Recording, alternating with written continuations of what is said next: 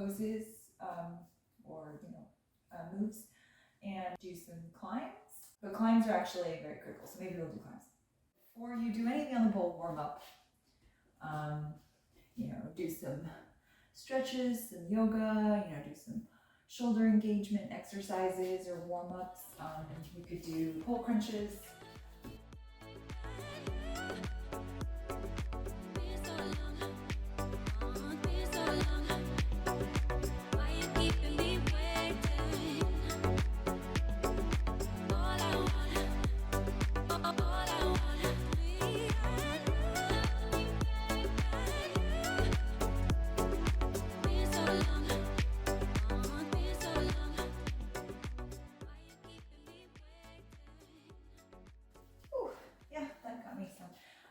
You do some fan kicks. Those are good warm-ups as well. Great moves to include in your dance flow on the pole. So fan kick is, let me show you.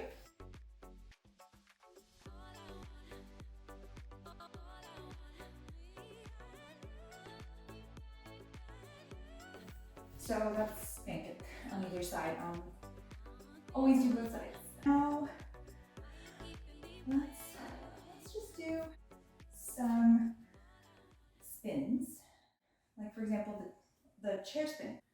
Chair spin, you should be able to do this as a beginner, but the first time you try it, you might be like falling against the pole or collapsing, into the pole. So key to chair spin is really good and strong engaged shoulders.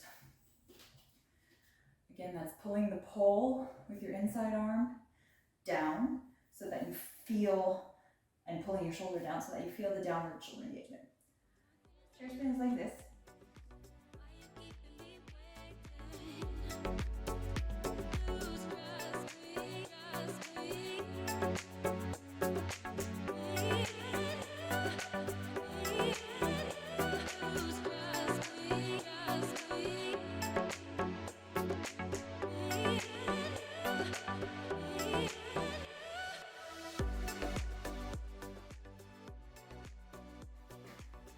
So that one's really simple. Inside arm goes up, grabs the pole, engage shoulder, pull down.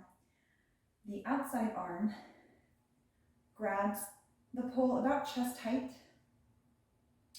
as you come into the spin. And what your legs are doing is you're stepping with your inside leg, the one closest to the pole. One step, outside leg furthest away from the pole will swing around and give you momentum so that you can get around the pole. Once you have picked up the outside leg and you want to kind of sit backwards, like don't collapse, but keep your body engaged, your shoulders engaged, and sit down, sink down a little bit into it so that you're in this kind of seated position. The outside arm is going to be pushing, giving you that space from the pole. So inside arm is pulling, and outside arm is pushing you away from the pole so that you don't collapse into the pole when you're spinning around. Again, it's like this. And one side will be better than the other. As you can see, it's clearly why one side is better than the other. That's chair spin. So climbs are something that you'll learn at the very beginning when you start pole because they're so integral to the rest of the moves and to building strength and conditioning as well in all parts of your body, in your arms, in your legs, in your core, and your abs. There are many variations, so let's just go with basic climb.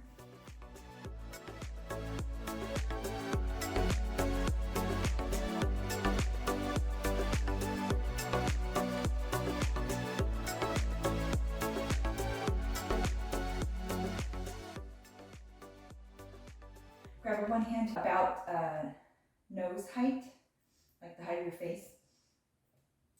And that hand, you'll want engagement with your forearm, this area of your forearm against the pole. So you want to push it against the pole. So you're pulling on the pole, you're gripping the pole with your hand, but your forearm is pushing against the pole. That gives you more stability and you're able to use that force, that push, to help yourself climb up.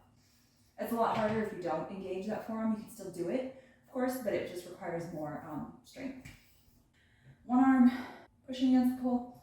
You can do same leg, bring your same leg as that arm against the pole, and the pole will go like this across your shin, and you'll have to play around and find the sweet spot because you don't want it like straight against your shin down the middle, and that's going to hurt and it's not going to give you any grip. So you want your shin kind of, if you can see it like this. Do you see how my foot is on one side of the pole here and my knee part is peeking out on the other? That's where you want the pole on your shin, because that can give you leverage. You can push against the pole successfully in your climbs. So doesn't matter which foot you do that with. You can do opposite leg, opposite arm, same leg, same arm. It's really style choice. I don't think one is easier or harder than the other, personally. So then your other hand, you're going to bring it up. As you bring it up, you can bring your foot up, your other foot up. Your other foot has to go in front. So one leg is behind the pole. Your first leg is behind the pole. Your second leg that you're bringing up is in front of the pole. And the second leg that comes in front of the pole should be like this. So behind my shin, and my ankle is pushing on the side against the pole to keep me engaged and, a better grip and hook on the pole, basically. And what you want to do is once both your legs are up on the pole, you want to squeeze them together, squeeze against the pole, squeeze your knees against the pole, your ankles against the pole, as much as you can to prevent yourself from sliding down or falling off. So just try one climb. If that feels good, try some more, and alternate starting with different arms. You might find one arm or one side is better than the other, but yeah, it's definitely something that I practice every time I get on the pole because it's so crucial to the rest of the pole moves and tricks. And so if you do one climb and you're here, for example, make sure your feet are pointed at all times. To do another, you can just scooch up, move everything up in the same place that you started. So keep every appendage where it is, just scooch up and re-engage if you can with the pole. That's one way to do it. You can also alternate your arm positioning as you go up like this, right? You can also alternate your legs as you go up the pole. So it would look like this.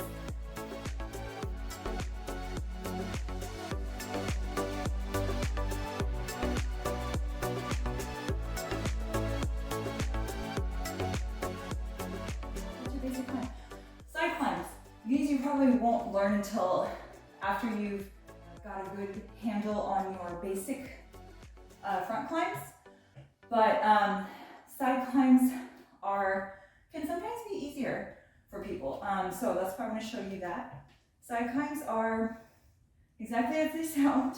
You start from the side and then you climb up. So for example, let me show you. This is side climb.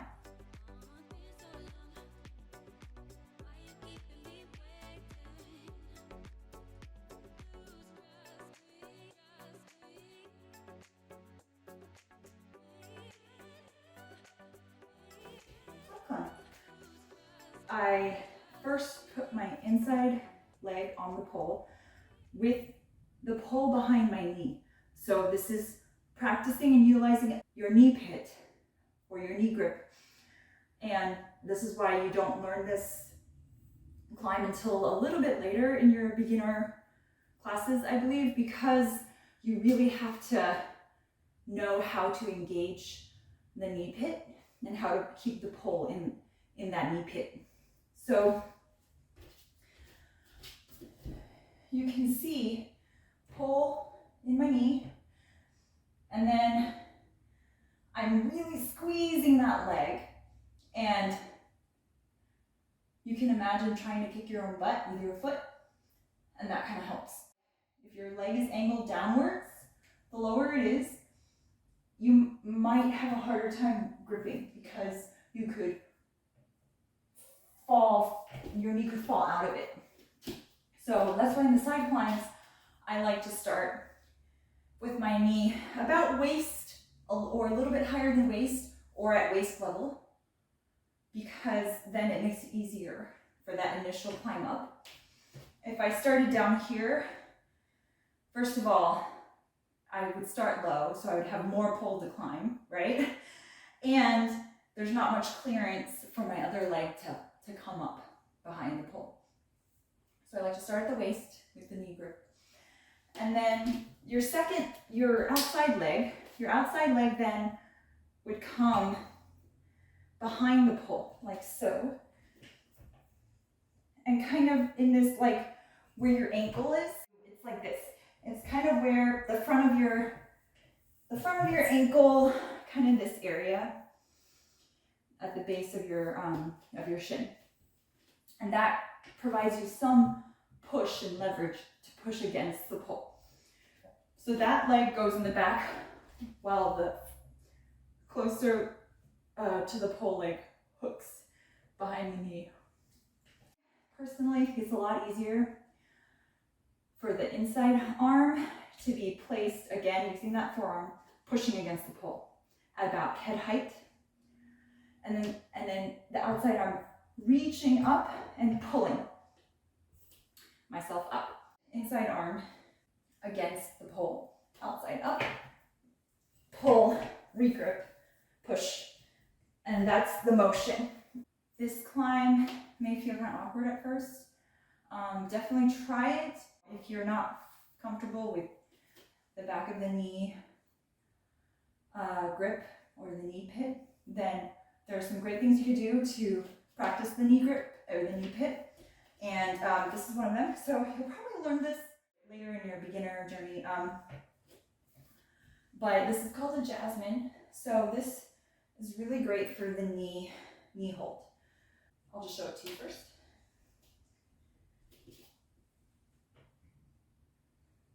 Jasmine. So it looks simple, but it can be kind of scary if you've never gone horizontal like this before on the pole. So you want to make sure you have a good grip on the pole and enough upper body strength so that you feel comfortable gripping the pole and turning and kind of using this arm, your outside arm. This is how your fingers should be. Index finger pointing downward while the rest of your fingers grip the pole. And the index finger should be pointing down. This is this downward pointing grip is key to this Jasmine, because otherwise if you're holding it any other way, you will really run the possibility of injuring your wrist and your forearm. Your hand is not meant to withstand that much pressure at that angle. So this relieves some, holding it like this with a downward pointing finger of your index finger relieves some of that tension. What you want to do with your leg, inside leg is the one that has the knee grip. Okay, so you first want to grip, squeeze that pole. Try to kick your butt. Then you see how my foot is not super far from the pole. The foot has to be close to the pole. It can be even closer, not all the way against the pole, but pretty close. And then place your trigger finger, this is what the trigger finger grip, on the pole about here. So give yourself some space to bring your leg up behind the pole. Place it here, bring your leg up behind the pole, and engage in that right here. You want to push this stretched out leg towards your face while keeping that pole pressed against like this part of your thigh. So it's a lot going on in one move. So anyway, that's Jasmine, and it can take some time to really learn. And eventually, once you start feeling more comfortable in it, it can become a really great move that transitions into other moves, that flows into other moves, and it's like a great setup for other moves. But you can also just, once you get comfortable in it, you know, practice the other side, you can let go of the top hand, right? But you have to keep everything engaged. This foot kicks up, this knee grips the pole, and your trigger finger hand has to be pretty stable. So you want to make sure that your hands aren't sweaty, the pole is nice and clean, not sweaty. Wipe that down before you try it, because if your bottom hand is slipping downward, it can make the move harder.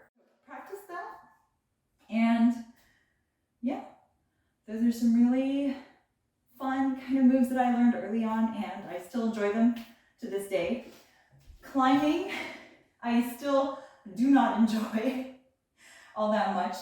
I like the side climb more than the front climb personally. It's a requirement, so definitely practice those climbs. I know they can be hard, and there's lots going on in them, but they're essential. So again, you can switch legs, switch arms. And maybe next time we'll talk about